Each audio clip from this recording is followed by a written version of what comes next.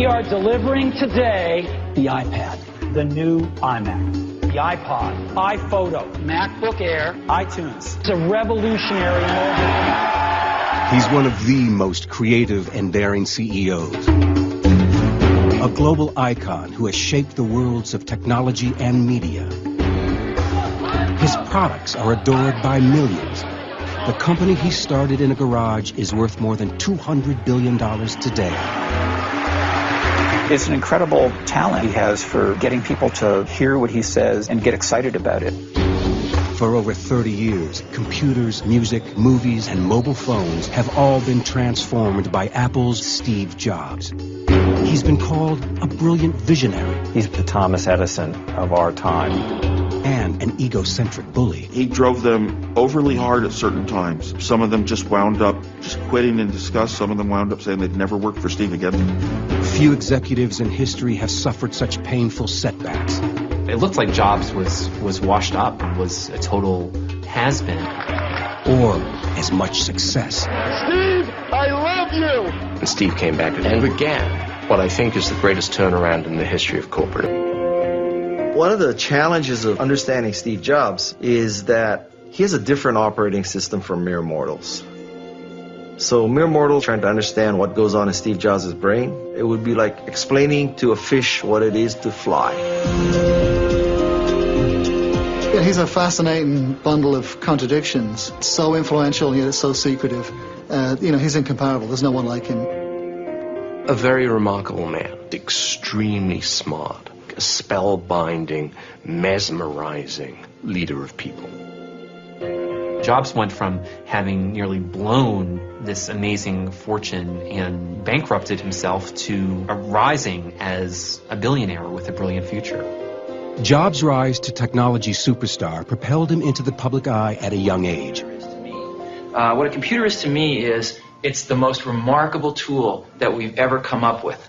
And it's the equivalent of a bicycle for our minds. The iPod Mini. But while he'll take center stage to introduce new products, he shuns the spotlight when it's turned on him. He declined to participate in this program. It's a secrecy that has only served to deepen the mystery of what makes him tick. Because he's such a polarizing character, we have a tendency to try to freeze him and say, he's like this, when in fact, he's changed a lot. Jobs is a true son of Silicon Valley. Born in 1955 in San Francisco, he was raised in its freewheeling culture of experimentation and innovation. Alan Deutschman is an author who has written extensively about Jobs and Apple. Steve Jobs, from going back to when he was a teenager, was very influenced by the 1960s, 1970s counterculture. He loved the Beatles, he loved Bob Dylan. He enrolled in Oregon's Reed College, but dropped out his freshman year. Daniel Kotke was a college friend of Jobs. I think by the time he was a freshman in college, Steve already had a sense that there were great opportunities in the world, and that he wasn't really going to need his college credits. Robert X. Cringely was Apple Computer employee number 12. When I met him, he was, I think, 19 years old. He had hair down to his waist, and he only ate fruit. And he was, clearly a hippie. When Jobs returned to his childhood home in California, he became interested in what was then an entirely new concept, the personal computer. A revolution was brewing in this hall rented from Stanford University. A group of eccentric enthusiasts and inventors called themselves the Homebrew Computer Club. They were about to ignite a new industry. Jobs joined meetings with a man who would become his partner in founding Apple Computer, Steve Wozniak. People were getting up, these computers are going to revolutionize life. And I felt like, oh my God, I'm a part of this huge revolution that we're talking about. Everybody's going to have a computer in the home, and nobody in the outside world believes us. Steve Wozniak was the engineering genius, Jobs, the product impresario. He really wanted to make something in life. I don't to this day know a lot of what drove him that way, but he really wanted to have a company and a success. Projects that I would design and build, very frequently Steve would say he knew how to sell it. Jobs' family lived in this Los Altos neighborhood. He and Wozniak took time off their day jobs to set up shop in the family garage. We didn't have a telephone to phone the computer stores in the garage. That was in Steve's bedroom. The team's first computer, the Apple I. It was a circuit board that users would generally build into a makeshift wooden box.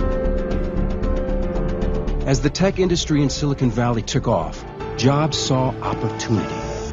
The penalty for failure for going and trying to start a company in this valley is non-existent. There really isn't a penalty for failure either psychologically or economically, in the sense that if you have a good idea and you go out to start your own company, even if you fail, you're generally considered worth more to the company you left because you've gained all this valuable experience in many disciplines.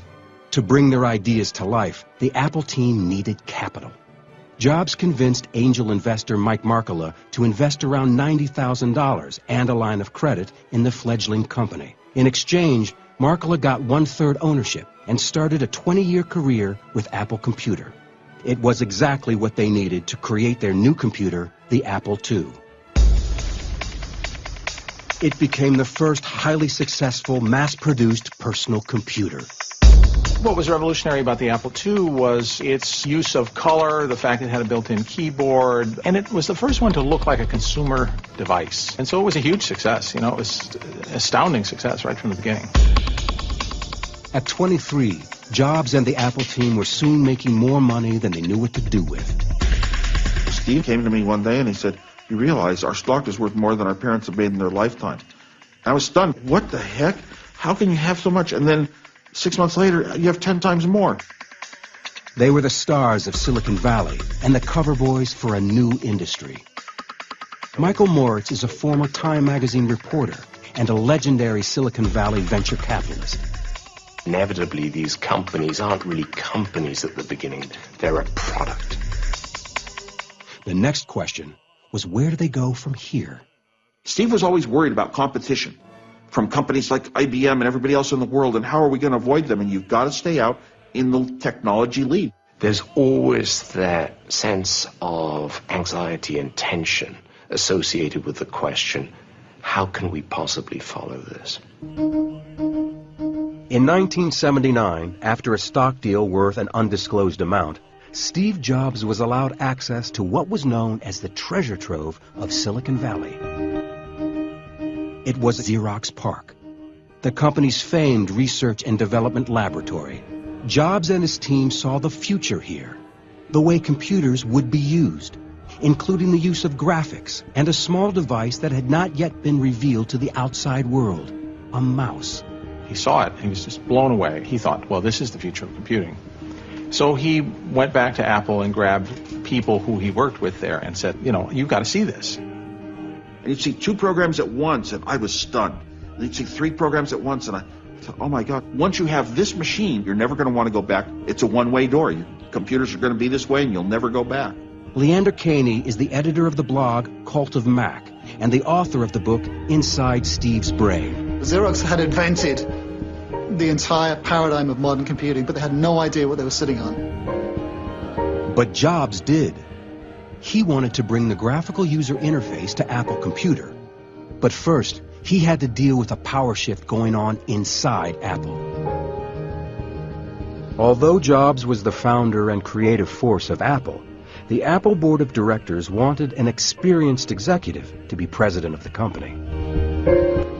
Jobs interviewed dozens of candidates before he focused on someone from outside the tech world, Pepsi CEO John Sculley. I wasn't really interested in joining Apple or being the CEO of Apple. I thought I was highly unqualified. But Steve, in those days, he had long black hair and very piercing palmetto berry eyes. He looked down at his running shoes, and then he looked up at me. And he said, "Do you want to sell sugar water for the rest of your life? Or do you want to come with me and change the world?" And it was like someone just knocked the wind out of my stomach. So he does have this incredible charismatic way of picking exactly the right thing to say at exactly the right moment and inspiring people like no one I've ever seen before. And a few weeks later, I was working at Apple. For Apple Computer to thrive, they also needed another successful product. Jobs thought he had it in a powerful business computer called the Lisa. But the Apple board of directors still questioned his leadership and refused to give him the project. Steve expected it to be his. You know, it's his idea. We're going to do it. It's going to be mine. And they said, no, don't think. Steve Jobs was taken off Apple Computer's Lisa project. Steve was used to succeeding. Being turned down to be the head of the Lisa division was his first personal failure. Even though he was chairman of the board and co-founder of the company, they said he wasn't experienced enough to run the Lisa team. And so he was unhappy about that. Jobs threw himself into another project, a computer created by Apple employee Jeff Raskin that would use similar technology, but be available to consumers at a much lower price. He felt this would break open the market. Or rather, to characterize Steve's brain properly, or rather, the market ought to break open, you know, if the market had any sense. The project was named the Macintosh. He set up shop in an outlying building in the Apple complex and took a small team of Apple's best engineers with him. There was a black pirate flag flying on a mast on the front of the building, and this signified what Steve said was, we're the pirates, and the Lisa team were the Navy. Also during this time, the 29-year-old Jobs bought an historic mansion in pricey Woodside, California. The 17,000-foot Spanish mansion was considered by some in town to be a cultural landmark. He lived there as a kind of weird hermit recluse while developing the Mac, and it was famous for being completely empty of furniture. He slept on a bare mattress on the floor. Jobs' obsession was the Macintosh, and his intense drive began to take its toll on the Mac team. He was just impossible to work with. He just scared the bejesus out of people and wouldn't accept anything but the most amazing breakthroughs, which is impossible to deliver on a day-to-day basis. His standards just got higher and higher and higher. And people would bring him work to look at. It would be 1 o'clock in the morning. Sometimes Steve said, I'm not even going to look at it. And they said, well, Steve, I've worked on this thing for 25 hours. And he said, I know, but it's not good enough.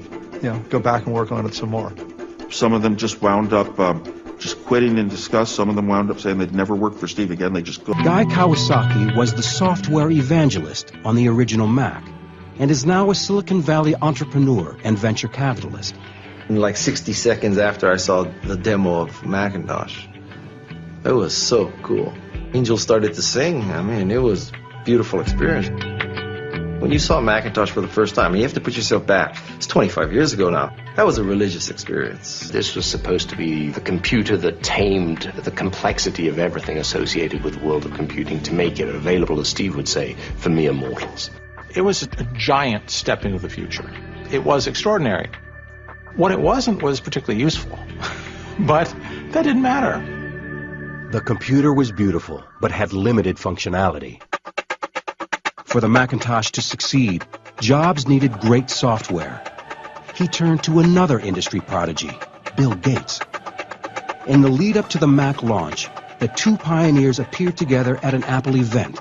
Microsoft had been writing software for the Mac for 2 years. Jobs didn't know that down the road, Bill Gates would become his main rival.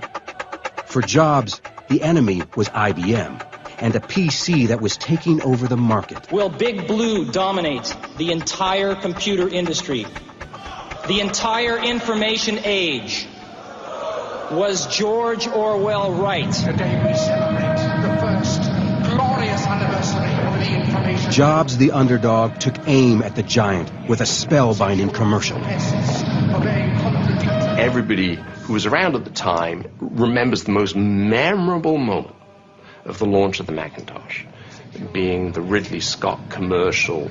There was this dark, Orwellian vision of the future. It aired nationally only once, on Super Bowl Sunday in January of 1984, but the impact was explosive. We estimated we got $45 million of free publicity of it being run over and over again by television networks all over the world because no one had ever seen a commercial like this before. I think everybody at the company was hoping and praying fervently that it would be a game changer. but it was dismissed by the high priests of computing as little more than a toy. And I think the sentiment within a year or so of the launch had turned very negative about Apple and its future. In 1984, Steve Jobs and Apple Computer hoped the Macintosh would live up to its hype, but sales were a disappointment. And the IBM PC and PC-compatible computers still dominated the market. Internally, trouble was brewing at Apple Computer. He ran amok at Apple. He cost the company a lot of money. So Steve was considered to be wasteful. He was considered to be self-indulgent. He was the largest shareholder, but also kind of a brat. The thinking was, well, Macintosh had not penetrated business. We need a more mature leadership, some adult supervision to run the company. Tension in the company rose as an internal power struggle threatened to tear it apart. I said, Steve, we're a public company, and I have to tell the board where we are in terms of inventory, in terms of sales performance, and we're in trouble. And the trouble is in the Macintosh division. And he said, I don't believe you're going to do that. I don't think you have the nerve to do that. When he had reached the point where he identified Scully as a rival, he decided he had to take Scully out. So he engineered a boardroom confrontation where it's him or me. And much to Steve's surprise, the board sided with Scully. They said, Steve, we want your assurance that you're not going to leave Apple and take other people with us. We've heard rumors of that. And he said, no, absolutely not. And then the next day, Steve took 5 key managers and the board fired him. The knee-jerk reaction of conventional people is to elbow what they see as disruptive forces aside. And Steve, the co-founder of Apple, was unchivalrously ushered to the exit. Jobs was 30 years old. He sold all but 1 share of his Apple stock. For Steve, it was a statement. It's a vote of no confidence in the company. I'm out, therefore the company's going to fail. Being fired almost destroyed him. They threw him out of his own company. I mean, he thought it was unbelievable. Remember, Steve Jobs didn't just see himself as a business person. He saw himself as an artist. He saw himself as a revolutionary, someone who wanted to change the world. You know, I think there was a brief flirtation with the idea that Steve Jobs could go into politics, which, of course, looking back seems absurd because Steve Jobs is the least diplomatic person in the world. There were all kinds of ideas, and it turned out that he wanted to go back and once again create the most insanely great computer in the world. Taking 5 top managers, in 1985, Jobs moved on to start a computer company called Next. For Jobs, it was about more than just creating a personal computer. It was about trying to reinvent the company. It was about creating the ideal work environment. It was about creating the ideal architectural environment. You know, Next had to be perfect in every way, something that would help change the world. Very modest ambitions. The product was powerful inside and out. A highly designed example of Jobs' perfectionism. The Next machine was beautiful. It had this, black design. It was kind of like, Darth Vader's computer. But Jobs struggled to find a market for the expensive computer. It was only a matter of time before Next was in trouble. At the time, it was this incredible workstation, and it's going to be a high price point. But if anything, Next also shows that lots of things have to fall in place. But Jobs did refine a business strategy he would use again and again. He learned at Next that he got a lot more attention by being secretive than he did by being open. And frankly, he didn't really have much to show. So being secretive made it appear that he had more than he really had. As Next burned through capital, Jobs faced a tough choice: abandon the computer or face bankruptcy. Jobs always loved the computer as art object. It was a big deal when they realized that very few people were buying their hardware, but it turned out that their software was just breathtaking. The decision? Ditch the highly designed computer and focus instead on selling what makes it run, the company's elegant operating system. A thing you have to understand about Steve Jobs, he can be outrageously ambitious and idealistic, but he can also be practical when he has to, because this man is a survivor. I think that period during which he wandered in the wilderness was a period full of adversity. And I think people come back from adversity. If they can return from adversity, they come back harder, sharper, and far more geared. In a 2005 commencement address at Stanford University, Steve Jobs revealed for the first time some personal details about his early life. My biological mother was a young, unwed graduate student, and she decided to put me up for adoption. She felt very strongly that I should be adopted by college graduates. My biological mother found out later that my mother had never graduated from college and that my father had never graduated from high school. She refused to sign the final adoption papers. She only relented a few months later when my parents promised that I would go to college. This was the start in my life. He was raised by parents who adopted him. They were blue-collar, salt-of-the-earth people. They were good parents, but they weren't intellectuals. They weren't artists. They weren't creative geniuses. And Steve Jobs knew from early on that he was different. Later in life, he discovered that his biological parents were intellectuals, and his biological sister, she turned out to be a brilliant novelist, Mona Simpson. In 1991, at age 36, Jobs started his own family when he married Laureen Powell. They have 3 children in addition to his daughter from a previous relationship. Jobs calls these years after Apple his most creative and personally fulfilling. His professional life was also changing dramatically. Another of his post-Apple computer business ventures was slowly coming to life.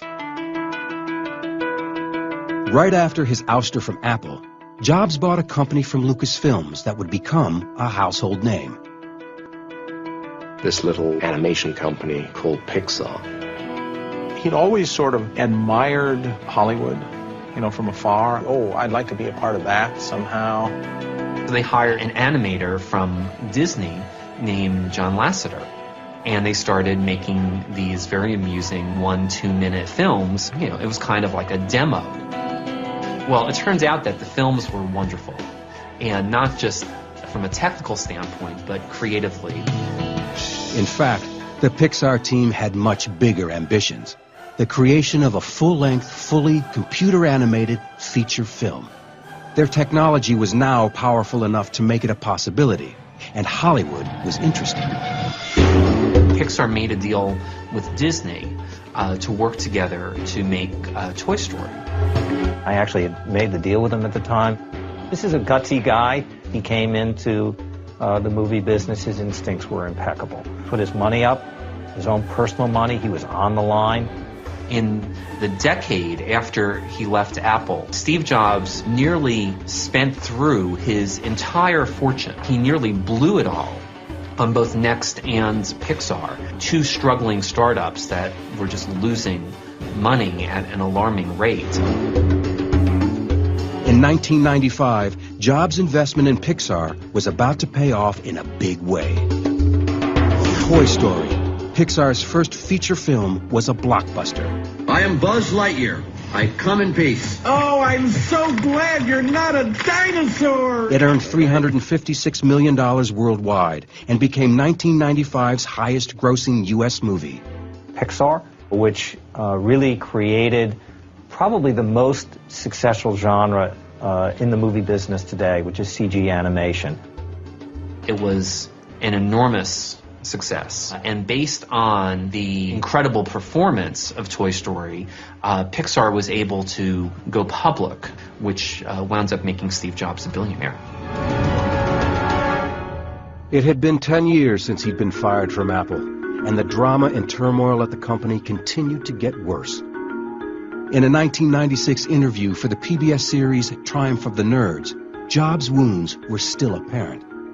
He destroyed everything I'd spent 10 years working for, starting with me. Today, in a surprising admission, John Scully looks back on the Apple Board of Directors' decision to oust Jobs. In hindsight, I think they made the wrong choice. You know, they should have chosen Steve. The talent that Steve has is so extraordinary. We should have figured out how to work with it. Scully's replacement, Michael Spindler, was also gone, and a third CEO, Gil Amelio, was struggling to keep the company afloat. Apple Computer was out of ideas and desperate. After Steve left the company, it lost its compass, lost its mission. It lost its founding spirit. Its products got old and stale. And during that whole period, Microsoft had gotten stronger and stronger. Computers running Windows accounted for nearly 80% of the market. Apple's market share could not break 11%. And their ousted co-founder was sitting on an operating system that could save them. This is why they ended up going back to Jobs, because they wanted Next's operating system. It's like the secret sauce. It's their springboard into all the future products. In an ironic and stunning turn of events, Apple Computer bought Next for over $400 million. We're going to be building our next generation operating system on Next technology. Selling Next to Apple, well, that's sheer genius. You just have to say, wow. Gil was sort of a victim of the time, you know. The board made a change again. Steve Jobs returned to the company he helped create and became interim CEO. And so there began what I think is the greatest turnaround in the history of corporate America. After a dozen years in exile, Steve Jobs returned to the company he co-founded. He just sensed a vacuum and moved in to fill it. The old juices started to flow. It was his finest hour, really, and he hauled ass and brought things back together again around a cohesive vision because he came in as the rainmaker. I don't think he for a moment deluded himself about the pickle that he inherited. We have old products, nobody's buying it, we've got declining market share, we don't have anything that's really exciting and interesting. Our cost structure is bloated, we're spending way too much money. We have a whole load of deadbeats inside of our company. The management isn't very good. He was really realistic. Jobs brought faith in his own vision, which meant simplifying and cutting Apple product lines. He called a big meeting in this big meeting room, and he says, you know what's wrong with this company? And everyone's too scared to answer, no one will say anything, and he goes, the products suck. They've got no sex in them. Steve's point was, why are we selling digital cameras and printers? We're not adding anything special. You can buy better digital cameras from Canon or from printers from Hewlett-Packard, so let's stop doing that. Let's just do the few things that we can do well. The comeback included a remarkable announcement. Bill Gates, who had long been considered Jobs' main rival, would invest in Apple Computer.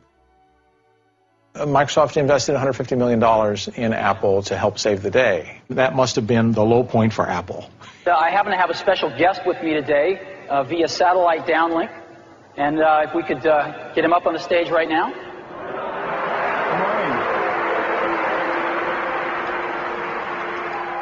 We're very excited about the new release we're building. This is called Mac Office 98. We do expect to get it out by the end of this year. For some of the truly faithful, you know, it was like Luke Skywalker going to the evil empire and doing a deal with Darth Vader. We've kept our marriage secret for over a decade now. In an unusual appearance in the Wall Street Journal's All Things Digital conference in 2007, Jobs and Gates' mutual respect was apparent. There were too many people at Apple and in the Apple ecosystem playing the game of, for Apple to win, Microsoft has to lose. And it was clear that you didn't have to play that game, because Apple wasn't going to beat Microsoft. Apple didn't have to beat Microsoft. Apple had to remember who Apple was, because it had forgotten who Apple was. Once back at Apple, Jobs' characteristic flair for marketing came back in full force. Ken Siegel worked with Jobs on a breakthrough advertising campaign that defined their new direction. Here's to the crazy ones, the misfits, the rebels, the troublemakers, the round pegs in the square holes. You're looking for that thing that could crystallize what's different about Apple. Ideas are flying back and forth. Because the people who are crazy enough to think they can change the world are the ones who do. I think at some point the words "think different" appeared, and suddenly they were like, well, that's kind of magical. That strikes a chord. Think different became the line that launched Apple's rebirth. Steve was aware of every detail. I mean, literally every word, every image, working with different companies, working with, Intel, Dell, IBM, companies like that. You don't get that sense. I mean, the top guy in one of those companies is not going to know about the third paragraph of copy in the ad that's running in Newsweek that week. Steve did. One of the reasons why I thought the words were so perfect is I think you literally could have hung a sign that said "Think Different" in the garage when Wozniak and Jobs created their company. It would have been appropriate then, as it is today. And I always thought that advertising campaign really wasn't directed to the general public. It was really aimed at the people inside of Apple Computer. And it was think different. Let's not do what everybody else is doing. Let's not mimic Microsoft.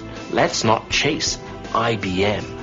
The only way we're going to carve out a special place for our company is to think different. Jobs was back at Apple Computer, but the company was still in trouble and needed a lot more than the morale boost that came with the return of its founder. It needed a hit product. Jobs turned to industrial designer Jonathan Ive, who in this rare interview with the BBC talked about how he redesigned what had become a boring beige box. A lot of people at that point in time were nervous around computers, around technology. So a clear goal was, how we can make the product accessible, not intimidating. How we can make it just so simple to use. As creative director at the advertising agency Chiat Day, Ken Siegel was one of the first to see the mysterious new product. We knew that something was coming and that it would be very special. So, one day the team went up there and we sat in a room and there was this thing sitting on the table under a gray, cloth of some sort. And, a little introduction, and here it is. There was kind of a gasp from around the room because keep in mind that no computer had ever looked anything like that. It was transparent. You could see the guts of it. It looked like it came out of the Jetsons or something. The iMac was an astounding success. The thing was the biggest selling computer of all time, 6 million units sold, and it really sort of set the stage for Apple's comeback. If that hadn't been a hit, Apple and Steve Jobs would be history. It gave them enough money and enough momentum, to start coming out with other products. Slowly, Apple's fortunes began to change. The wins at the beginning aren't big wins, they're small wins. It's just, at the beginning, it's stopping the decline. When you start going sideways as opposed to continuing the decline, that's a bit of a victory. In an era of product research, Steve Jobs is a one-man focus group. They do zero marketing. Zero. Zippo. There's a famous Henry Ford quote, if he had asked people what they wanted, he would have built them a faster horse. A lot of companies try to figure out what people want and then build that, and Apple doesn't do that. He doesn't listen to his customers at all. That's the last person he's going to listen to. They're knuckleheads. They haven't got a clue what they want because they've never seen it. He's inventing this stuff before anyone's seen anything like it. In 2000, Jobs dropped the interim title and became permanent CEO of Apple Computer. Soon after, he saw the future, and it was not a personal computer. This is the best thing I think we've ever done. In October 2001, Jobs unveiled something that even for Apple was groundbreaking. The iPod went from concept to market in about 8 months. But the iPod itself was only one part of a much bigger plan. I think the genius of the iPod was iTunes, not iPod. Jobs was going after a music business under siege by piracy and file sharing. The introduction of Napster and things that came after Napster is pretty much can be looked at as the tipping point when revenues started to fall. Larry Kenswell and other music executives were called up to Apple's Cupertino offices to negotiate terms that would define the future of the music industry. The negotiation was classic Steve Jobs. He simply said, if I can't sell it for 99 cents on my store, I am not selling it. That's it. No discussion. The music industry had few other options. In business, you're used to a lot of give and take. That's not Apple's way. Apple's way is they get what they want. It seemed like a good deal at the time, until iTunes became available on Windows as well as Macs. The record industry then realized just who had a bigger hit. A complete monopoly at retail online. Both Apple and the music business have come out ahead because of Apple's entry. But Apple has made a whole lot more money because they're selling hardware for hundreds of dollars, and the music business is selling 99-cent products. Since they were unveiled in October of 2001, over 250 million iPods have been sold. Tony Saganagi is Senior Research Analyst at Sanford C. Bernstein & Company. Starting in 2003, 2004, we started to see real volumes in the iPod. That was really when Wall Street, the stock price, started to move. The company started growing again, started innovating again. On May 15, 2001, Jobs unveiled an entirely new way to bring his products to consumers. And they, behind the scenes, for 9 months, built a series of prototype stores until they figured out the format they wanted. The Apple stores began to show staggering success. We had 26 million visitors during the holiday quarter in our retail stores. I mean, think about it. This is more people than live in any state in our union but California. Well, they're unbelievable profit machines. The company's product launches became huge events.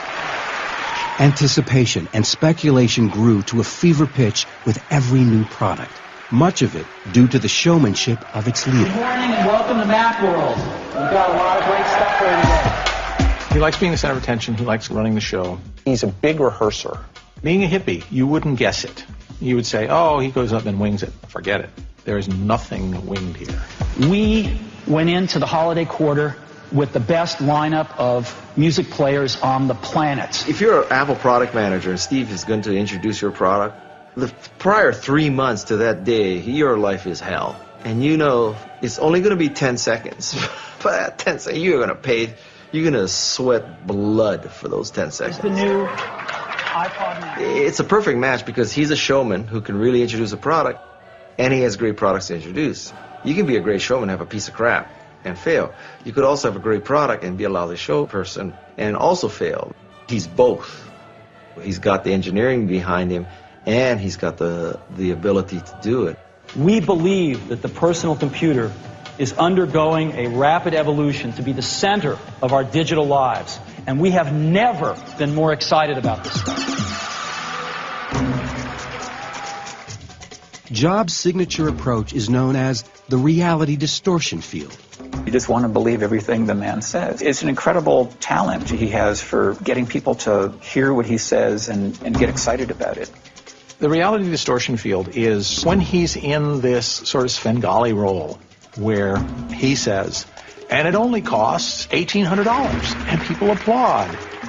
And when they get home, they say, yeah, but the computer that I have now costs $900.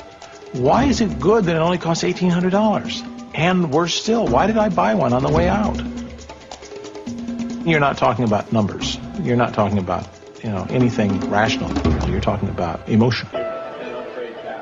In the summer of 2004, Apple Computer was thriving, but its leader was not.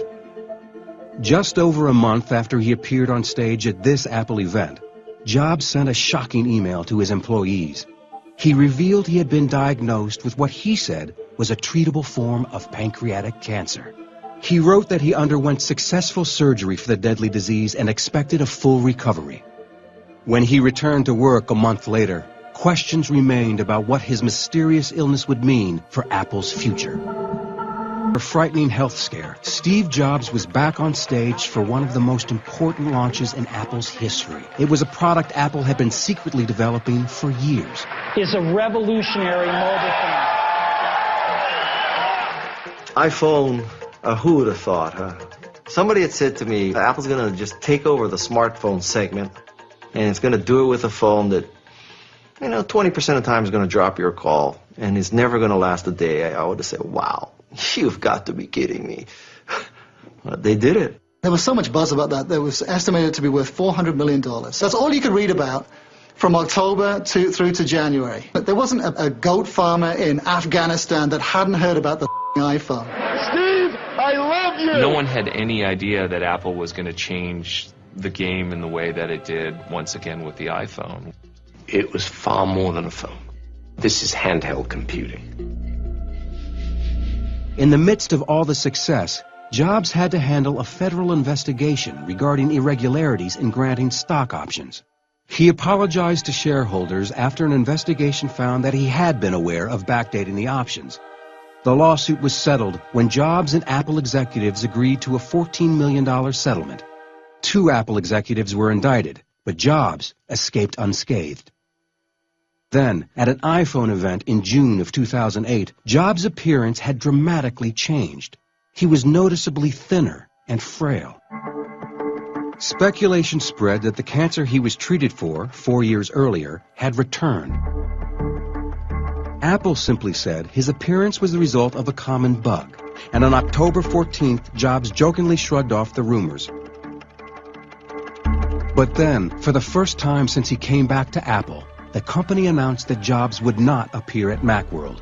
In less than 3 weeks' time, with the mainstream media and blogosphere in a swirl about his condition, Jobs publicly released a letter to Apple employees that said his continued weight loss was the result of a hormone imbalance. Just 9 days after that, on January 14th, he finally said his health problems were more complex and announced a medical leave of absence. Day-to-day operations were turned over to Apple's chief operating officer, Tim Cook. One of the few, if not the only, bum rap that Apple has among investors is that they are secretive and they are not as communicative as other companies. On Steve Jobs' health, investors feel we own the company. We ought to know if the leader of this company has a risk of not being able to continue to lead it, or may only be able to lead it in diminished capacity. 4 months later, on June 20th, Apple leaked the stunning news that Jobs received a liver transplant in Memphis, Tennessee. In September 2009, he returned in his trademark outfit to his familiar mark on stage. As some of you may know, about 5 months ago, I had a liver transplant. So I now have the liver of a mid-20s person who died in a car crash and was generous enough to donate their organs. And I wouldn't be here without such generosity. I'm vertical. I'm back at Apple, loving every day of it. State senator. Jobs has since admitted he nearly died waiting for a liver transplant and has become a public advocate for organ donation. I was almost one of the ones that died waiting for a liver in California last year. I was receiving great care here at Stanford. But there were simply not enough livers in California to go around.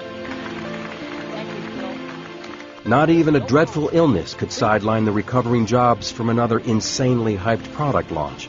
In 2010, he revealed yet another device with his typically less than subtle script. It's phenomenal, fantastic. It's the best device I've ever seen, and we'd like to show it to you today for the first time.